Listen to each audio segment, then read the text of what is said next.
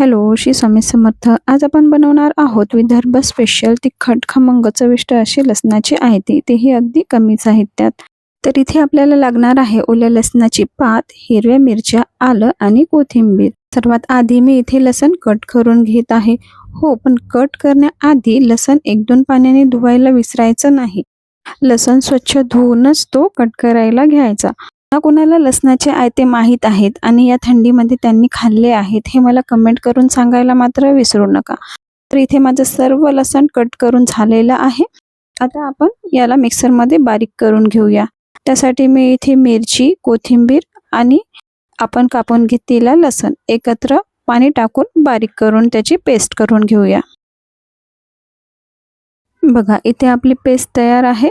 आता सर्व लसणाची पेस्ट मी याच पद्धतीने तयार करून घेतली आहे आणि ती एका खोल भांड्यात आपल्याला काढून घ्यायची आहे.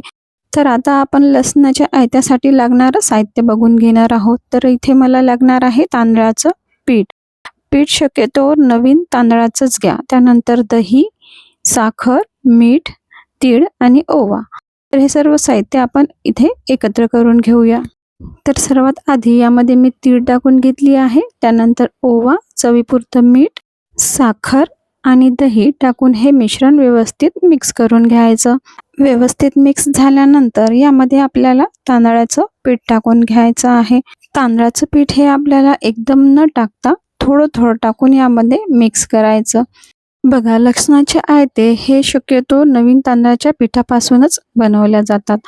पण मग नवीन तांदळाचं पीठ नसेल तर मग काय? तर यासाठी सुद्धा एक उपाय आहे. जे जुनं तांदळाचं पीठ आहे ते कळकळत्या गरम पाण्याने भिजवायचं आणि त्या पिठाला 10 ते 15 मिनिट तसंच ठेवून द्यायचं. त्यानंतर या लसणाच्या आणि मिरचीच्या पेस्टमध्ये ते पीठ व्यवस्थित मिक्स करून घ्यायचं. आता यामध्ये थोडं थोडं पाणी घालून आपल्याला हे मिश्रण थोडंसं पातळसर भिजवून घ्यायचं आहे. बघा, या पद्धतीने. आणि आता हे झाकून असंच 10 ते 15 मिनिटासाठी आपण ठेवून देऊया. 10-15 मिनिटं झालेली आहेत. आता लगेच आपण हे मिश्रण आयते करायला घेऊया. तर मी इथे डोश्याचा तवा घेतलेला आहे. त्याला स्वच्छ धुवून पुसून घेतलेला आहे. आता त्याला ब्रशच्या साहाय्याने थोडं तेल लावून घ्यायचं आणि आपण जे बॅटर तयार केलं ते यावर टाकून घ्यायचं.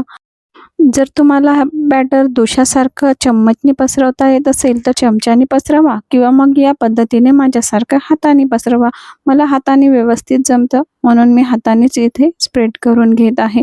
कारण की चम्मचने पसरवायला गेलं ना की ते लगेच चमच्याला चिकटून वर येतं.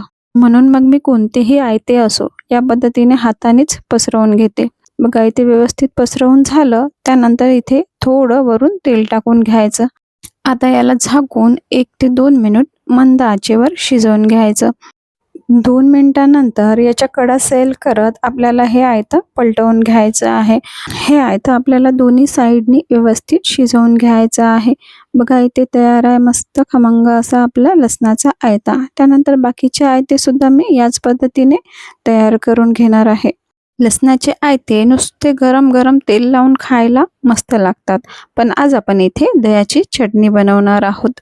तर इथे एका पॅनमध्ये मी थोडं तेल गरम करून घेतलेलं आहे. त्यामध्ये मोहरी, जिरं, 4-5 कट केलेल्या लसणाच्या पाकळ्या, 1 लाल मिर्च कट केलेली आणि कढीपत्ता टाकून घेतलेला आहे. आता हे व्यवस्थित मिक्स करून घ्यायचं आणि त्यानंतर यामध्ये चिमूटभर हळद, चवीपुरतं मीठ आणि साखर टाकून व्यवस्थित मिक्स करून घ्यायचं. त्यानंतर यामध्ये आपल्याला लगेचच दही टाकून घ्यायचं आहे.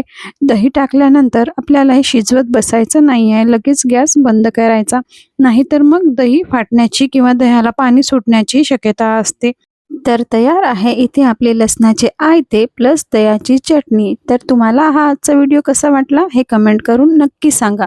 व्हिडिओला लाईक करा आणि चॅनलला सबस्क्राईब करा आणि हो, बेल आयकॉन प्रेस करायला मात्र विसरू नका. भेटूया अशाच एका नवीन व्हिडिओ सोबत. तोपर्यंत श्री स्वामी समर्थ.